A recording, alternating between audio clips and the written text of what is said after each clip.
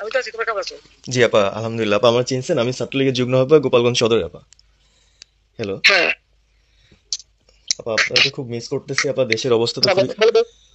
আপা, দেশের অবস্থা তো খুবই খারাপ আপা। আমাদের খুবই খারাপ। সবার উপরে শুরু করছে এখন খুন করা। যারা বাংলাদেশ আওয়ামী লীগের ফ্যান ফলোয়ার আছেন অথবা অনুসারী আছেন, আপনাদের মন অনেক খারাপ হয়ে যাবে। একদম হতাশ হয়ে যাওয়া বা নেত্রী আমাদেরকে ছেড়ে বিদেশ পালিয়ে গেছে, কোনো খোঁজ খবর নিচ্ছে না, বাংলাদেশে আমরা কেমন আছি, এই যখন পরিস্থিতি ছিল, আওয়ামী লীগকে 10 বছরের জন্য নিষিদ্ধ করা হবে এবং আওয়ামী লীগের যারা শীর্ষ নেতা এবং অধস্থ নেতা অথচ দুর্নীতি এবং অনিয়মের সঙ্গে জড়িত। সম্মানিত দর্শক, আসসালামু আলাইকুম। নতুন একটা নিউজ ভিডিওতে জানাচ্ছি আপনাদের স্বাগতম। এইমাত্র পাওয়া তাজা এবং গরম খবর। এইমাত্র আমরা খবরটি পেয়েছি, শেখ হাসিনার সাথে কিন্তু রাষ্ট্রপতির গোপন একটি কল রেকর্ড ফাঁস হয়ে গেছে। যে কল রেকর্ডটি আপনারা আজকের এই ভিডিওতে বিস্তারিতর মাধ্যমে দেখতে পারবেন। শুধু তাই নয় প্রিয় দর্শক শ্রোতা, শেখ হাসিনার সাথে কিন্তু গোপালগঞ্জের ছাত্রলীগের বড় একটি নেতার কল রেকর্ড ফাঁস হয়ে গেছে। কবে ঢুকতে চলেছে এই বাংলাদেশে, এই বিষয় নিয়ে কিন্তু কথা বলেছে শেখ হাসিনা। আজকের এই ভিডিওটি খুবই চমৎকার হতে চলেছে। আশা রাখছি ভিডিওটি স্কিপ না করে সম্পূর্ণ দেখবেন। আমি আর বেশি কথা বাড়াবো না, আপনাদের বিস্তারিত ভিডিওতে নিয়ে যাব। বিস্তারিত ভিডিওটি দেখার আগে একটা রিকোয়েস্ট, যারা এরকম নিউজ ভিডিও পেতে পছন্দ করেন তারা অবশ্যই চ্যানেলটি সাবস্ক্রাইব করে আমাদের সাথেই থাকবেন। চলুন তাহলে এই ভিডিওতে একটি লাইক করে দিয়ে আমরা বিস্তারিত ভিডিওগুলো মোবাইলের স্ক্রিন থেকে ধারাবাহিকভাবে দেখে আসি। আমি তো আছি, তোমার কেমন আছো? জি আপা, আলহামদুলিল্লাহ। আপা আমার চিনছেন? আমি ছাত্রলীগের যুগ্ম আহ্বায়ক, গোপালগঞ্জ সদর আপা। হ্যালো হ্যাঁ। আপা, আপনাকে খুব মিস করতেছি আপা। দেশের অবস্থা তো খুবই বলো, বলো। আপা, দেশের অবস্থা তো খুবই খারাপ আপা। আমাদের খুবই খারাপ। সবার উপরে শুরু করছে এখন খুন করা। আপা, আর ওই যে আজকে গতকালকে রাতে তো আপনার পার্টি অফিস থেকে 6 জনকে গ্রেপ্তার করছে, মানে গোপালগঞ্জের পার্টি অফিস থেকে আপা। আপনি নিউজ জানেন কিনা আপা? আমরা তো বাড়িতে ঘুমাইতে পারতেছি না আপা। এটা প্রশাসন খুব মানে খারাপ করতেছে, যৌথ বাহিনী অভিযান করতেছে আপা, এই অবস্থা। হ্যালো হ্যাঁ, ওখানে তো একজন শিবির আর একজন হলো ছাত্র দল, তাদেরকে বসাইছে এখন গোপালগঞ্জে।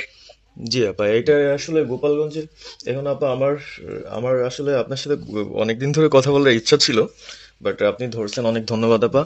আর আমাদের গোপালগঞ্জে একটা দিক নির্দেশনা দিবে এরকমের একজনকে একটু সেট করলে আমাদের জন্য ভালো হয়। আর দ্বিতীয়ত তাহলে সারা বাংলাদেশের নেতাকর্মীরা হয়তোবা নামতে পারতো। হ্যাঁ, একজনের নাম বলবা, সাথে সাথে তাদের একটা মামলা দেবে এবং গ্রেপ্তার করে নেবে। ও, তাহলে তো ওইটা আসলে, তাহলে তো সেটাও তো আসলে, তাহলে আমাদের কোন দিকে যে যাব আপা আসলে? না, নিজেদেরই করতে হবে, যে যেখানে যার অবস্থান থেকে কাজ করতে হবে। আপা, আমার ইউনিয়ন হলো বুড়াশি ইউনিয়ন। এই যে আপনি যে নৌকায় করে চলতেন, মানে যে রাস্তা দিয়ে যেতেন। হ্যাঁ, আমি চিনি।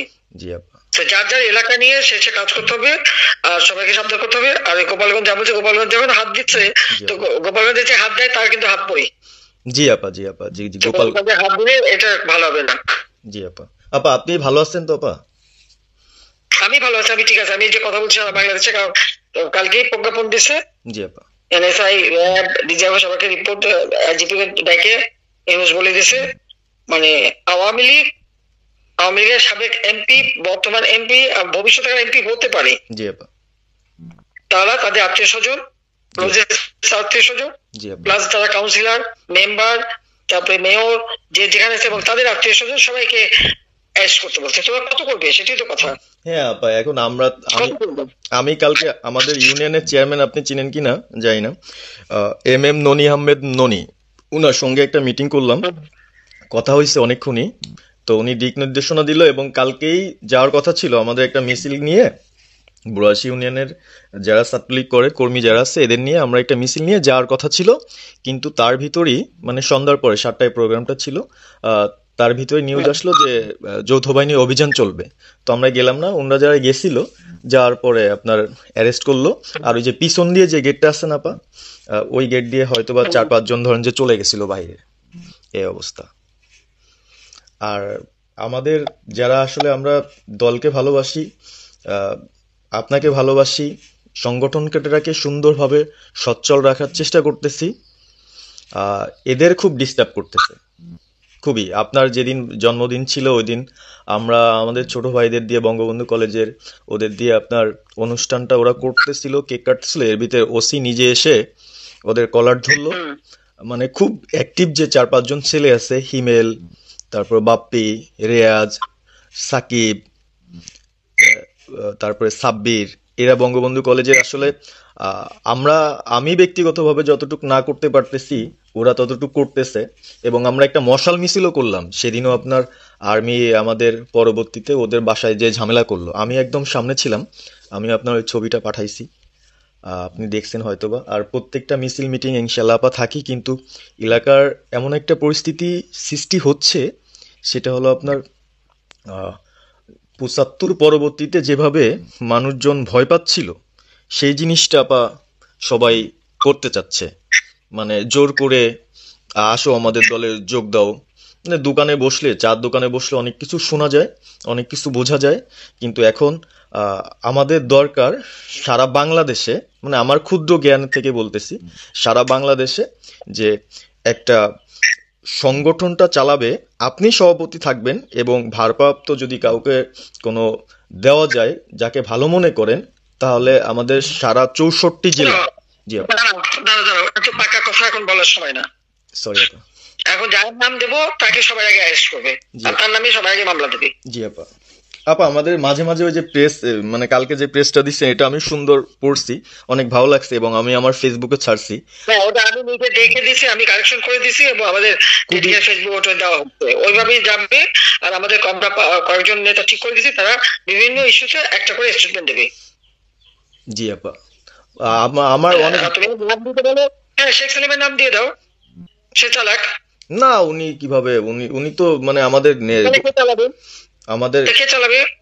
আপনি যারে বলবেন।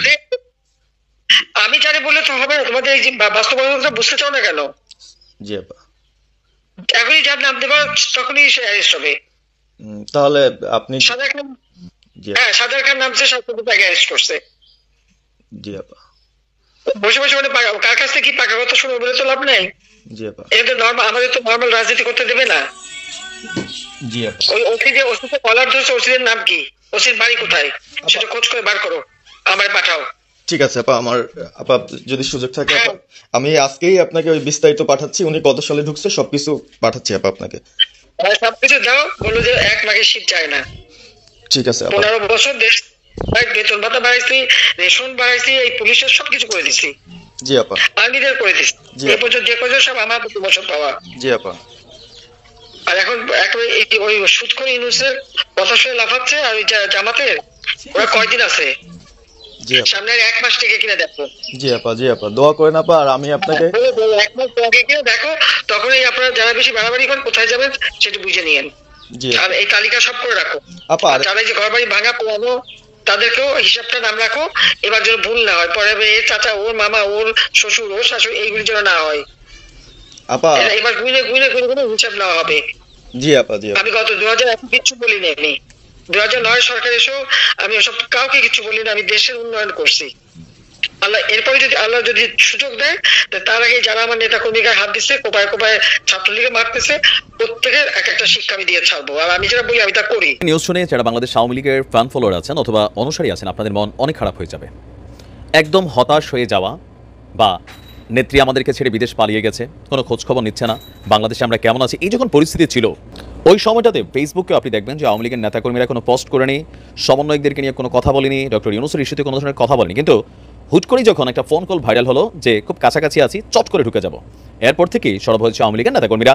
আর এরপর একের পর এক আশাব্যঞ্জক ফোন কল ভাইরাল, অথবা আওয়ামী লীগের অফিসিয়াল ভেরিফাইড ফেসবুক পেজ থেকে নানান ধরনের বক্তব্য আমরা দেখছিলাম যে শেখ হাসিনা বাংলাদেশে আসবেন, স্বেচ্ছায় তিনি আইনকে মোকাবেলা করবেন, পাশাপাশি নির্বাচন আওয়ামী লীগ করবে। সচিবাজের জয় বলছিল যে খুব দ্রুত নির্বাচন দেওয়া দরকার, দিলে আওয়ামী লীগ নির্বাচনে নিরঙ্কুশ বিজয় অর্জন করবে।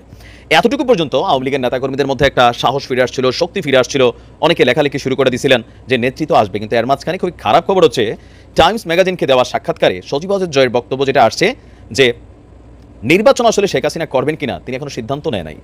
তো এই মুহূর্তে মানসিকভাবে যথেষ্ট বিধ্বস্ত তিনি। আরেকটা মূল কারণ হচ্ছে সম্ভবত মার্কিন যুক্তরাষ্ট্রের চাপে হোক, বা I don't know what ever পেছনে কি হচ্ছে, বা কূটনৈতিক স্বার্থে হোক, ভারতের পরিকল্পনা হোক, আওয়ামী লীগের পরিকল্পনা হোক, ভারত থেকে এই মুহূর্তে কিন্তু শেখ হাসিনা মধ্যপ্রাচ্যের কোনো এক দেশে যাচ্ছেন। বেশিরভাগ তথ্য বলছে তিনি আরব আমিরাত মানে দুবাইতে থাকবেন, আবার নাও যাইতে পারে, কারণ গণমাধ্যমের খবরের উপর অনেক কিছু এখানে ডিপেন্ড করে। তো যাই হোক, এই অবস্থায় অন্তর্বর্তী সরকারের কাছে দ্রুত নির্বাচনের যখন দাবি জানাচ্ছে বিএনপি সহ একাধিক রাজনৈতিক দল, আবার নির্বাচনে বিএনপির মহাসচিব মির্জা ফখরুল ইসলাম আলমগীর বলছেন আওয়ামী লীগকে ব্যান করা উচিত না, নির্বাচনে আসা উচিত, তবে বিচার করা হবে। এই আলোচনাগুলোর মধ্যে ঠাস করে আজকের আপডেট হচ্ছে এমন পরিস্থিতিতে শেখ হাসিনা নির্বাচন করবেন কিনা তা এখনও শিওর না।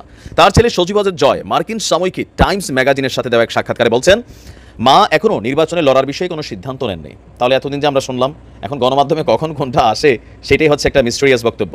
তো সজীব ওয়াজেদ জয়ের বক্তব্য যে শেখ হাসিনা এই মুহূর্তে বাংলাদেশের বর্তমান পরিস্থিতি দেখে তিনি মানসিকভাবে ভেঙে পড়েছেন, যথেষ্ট বিচলিত এবং কি হতাশ যে এই কোন জাতির জন্য আমি এতদিন এত কিছু করলাম, ভালো মন্দ সব কিছু মিলে যাই, সব যে খারাপ করছে তাও না, ভালো কাজও তো করছে, তাই না? তবে খারাপ কাজগুলোর কারণে এই মুহূর্তে শেখ হাসিনার ভালো কাজগুলো নিয়ে কথা বলার মতন সাহস অনেকে প্রকাশ করে না। তো কেন হতাশ? বলা হচ্ছে যে গত 15 বছরে তার সব কঠোর পরিশ্রম এক প্রকার ব্যর্থই হতে চলছে। তো নির্বাচনে নিজের অংশগ্রহণের বিষয়ে কোনো সিদ্ধান্ত এই মুহূর্তে তিনি নেননি। আর বলা হচ্ছে তো জয় করবে কিনা, যদি শেখ হাসিনা না আসে তাহলে জয় আসবে, এটা তো আওয়ামী লীগের জন্য একটা আশা ভরসা। বিএনপির যেমন ছিল বেগম খালেদা জিয়ার নিয়ে আশা ভরসা শেষেই, যে তারেক জিয়া আগামী দিনের রাষ্ট্রনায়ক, ভবিষ্যৎ নায়ক, বা তিনি দলটাকে কন্ট্রোলও করছেন। তো সেই ক্ষেত্রে জয় কোন ভূমিকা পালন করবে? এখানেও খারাপ সংবাদ হচ্ছে, জয় বলছে আমার কখনোই রাজনীতিতে আসার ইচ্ছা কিংবা রাজনৈতিক উচ্চাকাঙ্ক্ষা ছিল না, কিন্তু বর্তমান পরিস্থিতিতে কে জানে, তবে আমি এখনো আমার নিজের বিষয়ে কোনো রকম সিদ্ধান্ত নেইনি। তো আপনারা সিদ্ধান্ত নেন নাই, সামনে নির্বাচনের জন্য আপনি কথা বলেন হুটহাট, এই জন্য জয় ভাইরে বলি উল্টাপাল্টা কথা বলেন না, নেতাকর্মীরা হতাশ হবে। একটা কথার ধারাবাহিকতা থাকতে হবে। তাড়াতাড়ি নির্বাচন দেন, আমরা নির্বাচনে যাবো, নিরঙ্কুশ বিজয় অর্জন করবো, পোলাপানের মধ্যে একটা পুনপুন্য ভাব আসছে। এর মাঝখানে আবার যখন আজকে টোটালি ডিফারেন্ট অ্যাঙ্গেলের মুদ্রার ওই পিঠের একটা বক্তব্য, আপনার মায়ের বক্তব্যটা আপনি ডেলিভার করছেন, আপনার অবস্থানটা পরিষ্কার করছেন। তো বাংলাদেশের রাজনৈতিক দলগুলোর যে অবস্থান, জামাত ইসলাম ছাড়া জাতীয় পার্টি বলেন, বিএনপি বলেন, আওয়ামী লীগ বলেন, এগুলো দলীয় প্রধানের বা পরিবার ভিত্তিক একটা রাজনীতি। তো মেইন যখন আপনার কি মনে হয় না যে বেগম খালেদা জিয়া, তারেক জিয়া, তারা দুজন যদি না থাকে, বা জুবাইদা রহমান, তো এই বিএনপির অস্তিত্ব নিয়েও সংকট পড়বে। আওয়ামী লীগের বেলায় সেম, শেখ হাসিনা ছাড়া, সজীব ওয়াজেদ জয় ছাড়া, বা পুতুল ছাড়া, শেখ রেহানা ছাড়া, ববি ছাড়া, মানে এই গোষ্ঠীটার মেইন কয়েকজন ক্যারেক্টার ছাড়া বাকিদের দিয়ে কি আওয়ামী লীগের রাজনীতি চলবে? চলবে না, দল ভেঙে যাবে। এগুলো রাইতে রাইতে নাই হইয়া 10টা আওয়ামী লীগ হয়ে যাবে। তো এখন এটাকে আসলে আওয়ামী লীগের কোনো পরিকল্পনার অংশ বিশেষ কিনা, যে নজরটা অন্যদিকে ফিরানোর জন্য, অথবা ইন্টারন্যাশনাল পরিকল্পনা কিনা, অথবা লবিজ যাদের নিয়োগ করা হয়েছে তারাই বুদ্ধি দিছে কিনা যে একটা চমক আসবে সামহাও। এখন আসলে কোনটা যে আমরা সিরিয়াসলি নেব আর কোনটা নেব না, এই নিয়ে কিন্তু কনফিউশন ছড়িয়ে গেছে মাইরি। তো যাই হোক, হয়তো আবার দুদিন পরে নতুন নিউজ আসতে পারে, আমি যেটা আসে সেটাই বলি। আওয়ামী লীগকে 10 বছরের জন্য নিষিদ্ধ করা হবে এবং আওয়ামী লীগের যারা শীর্ষ নেতা এবং অধস্থ নেতা অথচ দুর্নীতি এবং অনিয়মের সঙ্গে জড়িত, তাদের বিরুদ্ধে কঠোর ব্যবস্থা গ্রহণ করা হবে। অনেকে তাদের মৃত্যুদণ্ড পর্যন্ত আশা করছেন। বলা হচ্ছে যে আমাদের একটা যুদ্ধাপরাধের জন্য যে ট্রাইব্যুনাল, আন্তর্জাতিক ট্রাইব্যুনাল, এখানে অনেকের বিচার হবে এবং এই সরকার যদি টিকে থাকে তাহলে আওয়ামী লীগের নেতাকর্মীদের বিচার করার জন্য বড় রকমের কোনো ট্রাইব্যুনাল বা একাধিক ট্রাইব্যুনাল গঠিত হতে পারে। এটা অস্বাভাবিক কিছু নয়। ইতিমধ্যে আওয়ামী লীগের অনেকে খুব ন্যাক্কারজনকভাবে গ্রেপ্তার হয়েছেন। অনেক বড় বড় নেতাদের বাড়িঘর জ্বালিয়ে পুড়িয়ে ছারখার করে দেওয়া হয়েছে। অনেকের ব্যবসা প্রতিষ্ঠানে আগুন লেগেছে, আগুন দেওয়া হয়েছে, তছনছ করা হয়েছে, বন্ধ করে দেওয়া হয়েছে। আর যে সকল পাবলিক লিমিটেড কোম্পানি, ব্যাংক, বিমা থেকে শুরু করে অন্য কর্পোরেট হাউসগুলো, সেগুলোকে প্রাতিষ্ঠানিকভাবে অন্য যারা শেয়ার হোল্ডার রয়েছেন তারা দখল করেছেন এবং কিছু কিছু ক্ষেত্রে রিসিভার, কিছু কিছু ক্ষেত্রে প্রশাসক নিয়োগ করার জন্য প্রক্রিয়া চলছে। দ্বিতীয়ত, আমাদের দেশে একটা গণ অভ্যুত্থান হয়েছে। এটিকে আমি আসলে গণ অভ্যুত্থান না বলে এটিকে বলবো গণ বিস্ফোরণ। এর কারণ হলো অভ্যুত্থান এবং বিস্ফোরণ এই দুটো ভিন্ন জিনিস।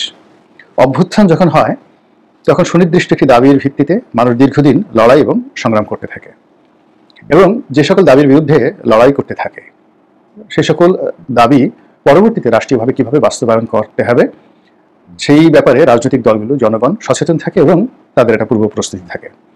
যেমন আমরা মুক্তিযুদ্ধ করেছি, মুক্তিযুদ্ধ হয়ে যাওয়ার পরে আমাদের কি কি করতে হবে সেটি নিয়ে আমাদের একটা পূর্ব প্রস্তুতি ছিল। ফলে খুব বেশি দেরি হয়নি এটি সংবিধান প্রণয়ন করতে, এটি রাষ্ট্র ব্যবস্থা গড়ে তুলতে, আরও অনেক কিছু। আবার এরশাদ জামানাতে আমাদের যে গণ অভ্যুত্থান হয়েছে সেটার প্রেক্ষিতে আমরা যা কিছু করেছি সেখানে আমাদের আসলে 15 দিনের বেশি সময় লাগেনি সব কিছু ঠিকঠাক করে নিতে। আর গণবিস্ফোরণটা হলো মানুষ যখন রাগ হয়ে কোনো একটি কাজ করে, দীর্ঘদিনের পুঞ্জীভূত ক্ষোভ, হতাশা, বেদনা, এগুলোর ফলে মানুষ যখন আশা হারিয়ে ফেলে, পরিকল্পনা হারিয়ে ফেলে, এমনকি অনেকে আত্মহত্যা করার মতো পর্যায়ে চলে যায়। তো এরপর যখন একটা সুযোগ এসে যায়, মানুষ যখন ক্রোধ দেখানোর, রাগ দেখানোর সুযোগ পেয়ে যায় এবং সেই রাগ দেখানোর ফলে যে পরিবর্তন হয়, রাজনৈতিক পরিবর্তন হয়, এটি গণবিস্ফোরণ। এখন আপনি যদি বাংলাদেশের এই সাম্প্রতিক সময়, যেটিকে কেউ দ্বিতীয় মুক্তিযুদ্ধ বলছেন, কেউ ছাত্র আন্দোলন বলছেন, কেউ গণ অভ্যুত্থান বলছেন, এটিকে আমি গণবিস্ফোরণ বলতে আগ্রহী। আমার কাছে গণবিস্ফোরণের চেয়ে অন্য কোনো কিছু মনে হচ্ছে না। এর কারণ হলো এই গণবিস্ফোরণের পর কি করতে হবে, আমাদের একজন শাসক লাগবে, একটি মন্ত্রী পরিষদ লাগবে, কাউকে বাদ দিতে হবে, কাউকে নিতে হবে, এই ব্যাপারে আমাদের কোনো রকম গ্রাউন্ড ওয়ার্ক কারোর নিকট ছিল না। এবং সিভিল ব্যুরোক্রেসি, মিলিটারি ব্যুরোক্রেসি থেকে শুরু করে জুডিশিয়ারি, মানে এই আন্দোলনের পক্ষে একটি শক্তি, সংঘবদ্ধ শক্তি ছিল না যারা এই কাজগুলো সুন্দরভাবে করে রাখবে। তো সেইগুলো করতে না পারার কারণে কি হচ্ছে, একটি অপ্রত্যাশিত, একটি অভাবিত এবং এখন মনে হচ্ছে কারোর জন্য একেবারে অযাচিত কিছু মানুষজন ক্ষমতার একেবারে পাদপীঠে চলে এসেছেন। সরকারিভাবে অনেকে ক্ষমতাপ্রাপ্ত হয়েছেন, রাষ্ট্রীয়ভাবে অনেকে ক্ষমতাপ্রাপ্ত হয়েছেন, সামাজিক এবং রাজনৈতিকভাবে অনেকে ক্ষমতাপ্রাপ্ত হয়েছেন। ফলে সেই পাড়া মহল্লার যে চাঁদাবাজি, ঘাট দখল, বাস দখল, এইগুলোর সঙ্গে আপনি যদি সচিবালয়ের ঘটনা মিলানোর চেষ্টা করেন, অথবা সচিবালয়ের ঘটনার সঙ্গে যদি আপনি পুলিশ প্রশাসনের ঘটনা মিলানোর চেষ্টা করেন, বিচারাঙ্গনের ঘটনা মেলানোর চেষ্টা করেন, তারপর বুদ্ধিজীবী, সাহিত্যিক, সাংবাদিক, প্রেস ক্লাব থেকে শুরু করে ব্যাংক, বিমা, যে জায়গাগুলো রাষ্ট্র নিয়ন্ত্রণ করে, সেই জায়গাগুলোতে যদি আপনি সবকিছু মিলানোর চেষ্টা করেন, আপনি ভীষণ রকম হতাশ হবেন। ভীষণ রকম হতাশ হবেন এই কারণে যে একটির সঙ্গে আরেকটির আন্তঃসংযোগ নিয়ে মিল নেই। কোথাও বিএনপি ক্ষমতাধর, কোথাও জামাত ক্ষমতাধর, কোথাও সমন্বয়করা ক্ষমতাধর, কোথাও উপদেষ্টারা ক্ষমতাধর, কোথাও ডক্টর মোহাম্মদ ইউনূস ক্ষমতাধর, কোথাও বিএনপির লোক, মানে গ্রামীণ ব্যাংকের লোক ক্ষমতাধর, কোথাও চট্টগ্রামের লোক ক্ষমতাধর। সব মিলিয়ে একটি হ্যাফহ্যাজার্ড হযবরল অবস্থা তৈরি হয়েছে। এবং এই হযবরল অবস্থার মধ্যে কিছু আইন করার চেষ্টা করা হচ্ছে, কিছু সংস্কার করার চেষ্টা করা হচ্ছে, কিছু বুলি আওড়ানো হচ্ছে, বিদেশ থেকে লোন আনার চেষ্টা করা হচ্ছে, পরিস্থিতি সামাল দেওয়ার চেষ্টা করছে, কিছু ব্যাংকে লোন দেওয়ার চেষ্টা করা হচ্ছে, নানা রকম, কিন্তু কিছুতেই কোনো কিছু হচ্ছে না। এর ফলে বারবার শুধু আওয়ামী লীগের নাম আসছে। প্রচারণার একটা ভাষা আছে, পাবলিকেশন, তারপর অ্যাডভার্টাইজমেন্ট, এই দুটো শব্দ। তো প্রচারণা এবং প্রকাশনা, মানে এটা যেভাবেই হোক না কেন, ইতিবাচক বা নেতিবাচক যেভাবেই হোক না কেন, আলটিমেটলি এই জিনিসগুলো আপনার পক্ষে আসবে। এখন আপনি গালি দেওয়ার জন্য বলেন, কিংবা শাস্তি দেওয়ার জন্য বলেন, প্রশংসার জন্য বলেন, শেখ হাসিনা এবং আওয়ামী লীগ এই নামটি বাংলাদেশে যতবার উচ্চারিত হবে, ততই তাদের গুরুত্ব প্রমাণিত হবে এবং রাজনীতিতে তাদের পুনর্বাসন এবং ফিরে আসাটা অনিবার্য হয়ে পড়বে। এবং বাস্তবে ঘটনা কিন্তু সেদিকেই যাচ্ছে বলে আমার কাছে মনে হচ্ছে। এ কারণে হলো যারা এই মুহূর্তে ক্ষমতায় আছেন, তারা না আওয়ামী লীগকে নির্মূল করতে পারছেন, না আওয়ামী লীগকে পরিশোধিত করে পুনর্বাসিত করার চেষ্টা করছেন। যদি ডক্টর মোহাম্মদ ইউনূস রাজনৈতিকভাবে প্রজ্ঞাবান হতেন, তিনি সবার আগে চেষ্টা করতেন, একেবারে সবার আগে, যেটা শহীদ প্রেসিডেন্ট জিয়াউর রহমান করেছিলেন। তিনি এই আওয়ামী লীগকে শেখ হাসিনা মুক্ত করতেন, শেখ পরিবার মুক্ত করতেন, দুর্নীতিবাজদের মুক্ত করতেন এবং তিনি আহ্বান করতেন যে গণভবনের দরজা তাদের জন্য খোলা, আওয়ামী লীগ যারা 2009 থেকে এই পর্যন্ত একটি দুর্নীতি করেননি, এই পার্টির জন্য যাদের কন্ট্রিবিউশন আছে এবং এই পার্টি সংগঠিত করতে ইচ্ছুক, রাষ্ট্র তাদেরকে সহযোগিতা করবে। এবং এই কথাটা বলার সঙ্গে সঙ্গে সেই ব্রিটিশদের যে ডিভাইড অ্যান্ড পলিসি রুল, এটি হয়ে যেত এবং আওয়ামী লীগের মধ্যে দুটো ভাগ হয়ে যেত। যারা পালিয়ে গিয়েছে তারা, এবং যারা পালিয়েছে তাদের একটি ভাগ, আর যারা পালায়নি তারা রাজপথে নেমে আসতো। আর তারা রাজপথে নেমে আসার সঙ্গে সঙ্গে এই মুহূর্তে ডক্টর ইউনূসের যে ভয় এবং আতঙ্ক জামাতকে নিয়ে এবং বিএনপিকে নিয়ে, সেই জিনিসটি সঙ্গে সঙ্গে তার চলে যেত। এটা শুধুমাত্র তার ইচ্ছা, সদিচ্ছা, আর কিছু না। নেতা হওয়ার জন্য ঝুঁকি নিতে হবেই। তো সেই কাজগুলো তিনি করতে পারেননি এখন পর্যন্ত এবং সম্ভবত পারবেন না। তাহলে কি হবে? যারা পালিয়ে আছেন তারা উকি ঝুঁকি দিয়ে দেখছে যে কখন বের হবেন দেশের মধ্যে, আর দেশের বাইরে যারা পালিয়ে আছেন তারা ওখান থেকে গভীর মনোযোগ সহকারে যারা বাংলাদেশের পরিস্থিতি, পরিবেশ পর্যবেক্ষণ করছেন এবং কখন কি করে বাংলাদেশে আসা যায় সেই প্ল্যান এবং পরিকল্পনা তারা করে চলেছেন। দ্বিতীয়ত যেটা আছে সেটা হলো, দেশের মধ্যে যারা আছেন, দেশের বাইরে যারা আছেন, তাদের সকলের নিকটই অঢেল অর্থ। বাংলাদেশি মুদ্রায় তাদের অর্থ আছে, বিদেশি মুদ্রায় তাদের অর্থ আছে। এবং আপনি জানেন যে অর্থ এত বড় একটা নিয়ামক শক্তি যে এটি কারো হাতে থাকলে তার অন্য যে কোনো যোগ্যতা খুব অল্প পরিমাণে থাকলেই হয়। জ্ঞান, গরিমা, শিক্ষা, দীক্ষা খুব অল্প থাকলে কিন্তু হয়ে যায়, তারা অনেক কিছু করতে পারে। তো সেই দিক থেকে যারা বর্তমানে আওয়ামী লীগের পলাতক লোকজন রয়েছেন, বলা হয়ে থাকে তাদের সকলেরই অন অ্যাভারেজে 100 কোটি থেকে হাজার হাজার কোটি টাকা রয়েছে। তো এই টাকা দিয়ে তারা যদি গার্মেন্টসে বিশৃঙ্খলা তৈরি করতে চান, তারা যদি জনপদে বিশৃঙ্খলা তৈরি করতে চান, তারা যদি সন্ত্রাস করতে চান, তারা যদি সরকারের কর্মকাণ্ডে বাধা দিতে চান, এটি তাদের জন্য ওয়ান-টুর বিষয়। তো এই বিষয়গুলো সরকারকে প্রস্তুতি নিতে হবে। দ্বিতীয়ত, যারা আছেন একেবারে গত 15 বছর ধরে যে বিশাল একটি শ্রেণী তৈরি করা হয়েছে প্রশাসনে, একেবারে নিম্ন স্তর থেকে সর্বোচ্চ স্তর পর্যন্ত, তারা ভুল পাল্টে চুপচাপ করে আছেন বটে, বা চুপচাপ হয়ে আছেন বটে, কিন্তু সুযোগ পাওয়া মাত্রই তারা যে খসে উঠবেন এটি নিশ্চিত করে বলা যায়, কোনো সন্দেহ নেই। এবং সেটি সামাল দেওয়ার মতো অবস্থা বাংলাদেশে কারোরই নেই। তো কাজেই এই ফুঁসে ওঠার জায়গা থেকে রক্ষা পাওয়ার জন্য যা যা করা দরকার সেই কাজগুলো কিন্তু ডক্টর মোহাম্মদ ইউনূস এখন পর্যন্ত শুরু করতে পারেননি। তিনি শেখ হাসিনার ফসিল, সেই ফসিলের উপর তিনি বসে আছেন। শেখ হাসিনার চেয়ার, শেখ হাসিনার বাসভবন, শেখ হাসিনার বঙ্গভবন, শেখ হাসিনার প্রেসিডেন্ট, শেখ হাসিনার সংবিধান সবকিছুর উপর বসে আছেন। তার সঙ্গী কারা, সাথী কারা, তার প্রমোটার কারা? আপনি 0030 তার যে সূত্র, 3টি শূন্য যদি যোগ করেন সমান সমান শূন্যই হবে। ভাগ করলেও শূন্য হবে, গুণ করলেও শূন্য হবে। এটা ম্যাথমেটিক্সের একটা টার্ম। এখন তার যারা শুভানুধ্যায়ী, সাহায্যকারী এবং একান্ত ঘনিষ্ঠজন, বন্ধু বান্ধব রয়েছে, তাদের মধ্যে কোনো সেনাপতি নেই, তাদের মধ্যে কোনো রাজনীতিবিদ নেই, তাদের মধ্যে কোনো দার্শনিক নেই, তাদের মধ্যে কোনো ধনী ব্যক্তি নেই, তাদের মধ্যে ডক্টর ইউনূসকে ধমক দিতে পারেন, পরামর্শ দিতে পারেন, নেই কেউ। ওনার আশেপাশে যারা আছেন সকলের মুখে একই বক্তব্য, আপনি মহান, আপনি শ্রেষ্ঠতর, আপনি এই জমিনের গত 1000 বছরের শ্রেষ্ঠ মানব। হুজুর আপনি যা বলবেন তাই হবে, আপনি যা ইচ্ছা করবেন তাই ঘটবে, আপনি যা দোয়া করবেন তাই ফলবে। এই কথাগুলো তার আশেপাশের লোকজন যেভাবে তিনি সেট আপ করেছেন, তাদের মুখ থেকে এর বাইরে ভিন্ন কোনো কথা আসবে না যে হে ইউনূস আপনি ভুল করছেন। এবং আমরা যারা বাইরে থেকে বলছি, সঙ্গত কারণে ডক্টর ইউনূসের কাছে এই বিষয়গুলিকে মনে হতে পারে যে চক্রান্ত, মনে হতে পারে অবন্ধুসুলভ আচরণ, মনে হতে পারে অসহযোগিতা ইত্যাদি। কিন্তু তার স্ত্রী, তার সন্তান, তার প্রিয়জন যখন তাকে এই ধরনের কোনো কথাবার্তা বলতেন, তার বন্ধুরা যখন এই কথাগুলো বলতেন, তার কষ্ট লাগতো বটে, কিন্তু তিনি একান্তে ভাবতেন এবং তার সেই ভাবনা থেকেই কিন্তু পরিবর্তন আসতো। কিন্তু তার এই 86 বছর বয়স কিংবা 88 বছর বয়স এবং দেশের যে অবস্থাকে তিনি পেয়েছেন, আমার কাছে মনে হচ্ছে গত 50 বছরের মধ্যে সবচেয়ে ক্রুশিয়াল একটা সময়। এই সময় এবং তার বয়স, তার সঙ্গে সঙ্গে সংকট, সীমাহীন সংকট, দৃশ্যমান এবং অদৃশ্য সংকট। এই সকল সংকট যদি তিনি সুষ্ঠুভাবে মোকাবেলা করতে না পারেন, তাহলে আওয়ামী লীগের যে পায়ের আওয়াজ, সেই পায়ের আওয়াজ ক্রমশ প্রবল থেকে প্রবলতর হবে। এবং আওয়ামী লীগের পায়ের আওয়াজ যত বেশি প্রবল হবে, তিনি তত বেশি নিঃসঙ্গ হবেন, যত বেশি নিঃসঙ্গ হবেন তত বেশি ভীত সন্ত্রস্ত হয়ে পড়বেন, এবং যত বেশি ভীত সন্ত্রস্ত হয়ে পড়বেন ততই তার কাজ করার স্পৃহা, উদ্যম, উদ্ভাবনী শক্তি সব কিছু কমে যাবে। প্রিয় দেশবাসী, শুরু থেকে শেষ পর্যন্ত যারা এই ভিডিওটি দেখেছেন সকলকে জানাই অসংখ্য অসংখ্য ধন্যবাদ। যারা এরকম নিউজ ভিডিও পেতে পছন্দ করেন তারা অবশ্যই এই চ্যানেলটি সাবস্ক্রাইব করে পাশে থাকা বেল আইকনটি বাজিয়ে দিবেন। যারা এখন এই ভিডিওটি শেয়ার করেননি, এই ভিডিওটি দ্রুত শেয়ার করে সকলকে দেখার সুযোগ করে দিন। আজকের মতন এই পর্যন্ত, দেখা হচ্ছে পরবর্তী কোনো ভিডিও নিয়ে ইনশাল্লাহ।